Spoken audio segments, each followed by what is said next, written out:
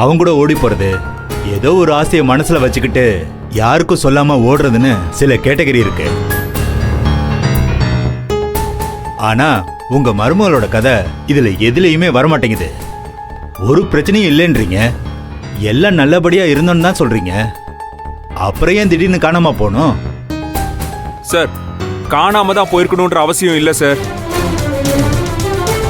யாராச்சும் வேணும்னே கடத்திருக்கலாம் இல்ல சார்.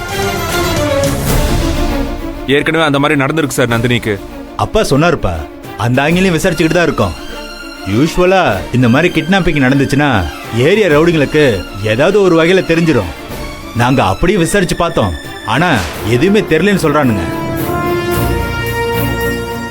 அப்போ என்னதான் சார் அப்டேட்? அவங்க காணாம போன அந்த காய்கறி கடைக்கு பக்கத்துல சிசிடிவி ஃபுட்டேஜ் எல்லாத்தையும் செக் பண்ணி பார்த்துட்டோம். காய்கறி வாங்கிட்டு உங்க வீட்டை நோக்கி தான் வராங்க.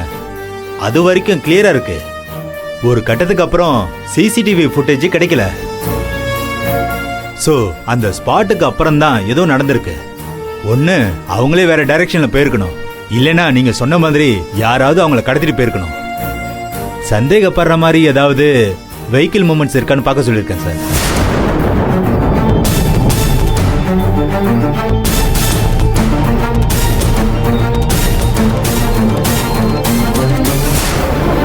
அப்புறம் அந்த ரோட்டு ஓரமா ட்ரைனேஜ் பக்கத்துல ஒரு செல்போன் கிடைச்சது. இன்ஸ்பெக்டர், அந்த செல்போனை கொடுங்க.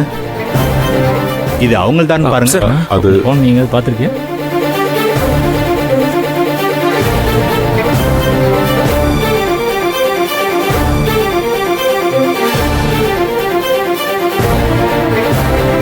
ஆமா சார். சார், ஆமா சார். டாடி, இது நந்தினியோட தான் சார். இது உங்களுக்கு எங்க? என்ன சார், என்னமா இது? போன் மட்டும் தனியா கிடைச்சதுன்னா அப்போ ஏதோ பிரச்சனை தானே சார்? தானா எங்கேயோ போற ஆளா இருந்தா போன் எப்படி சார் தனியா கிடக்கும்? கரெக்ட் தான் சார். எல்லா அங்கேயும் விசாரிச்சுக்கிட்டு தான் இருக்கோம்.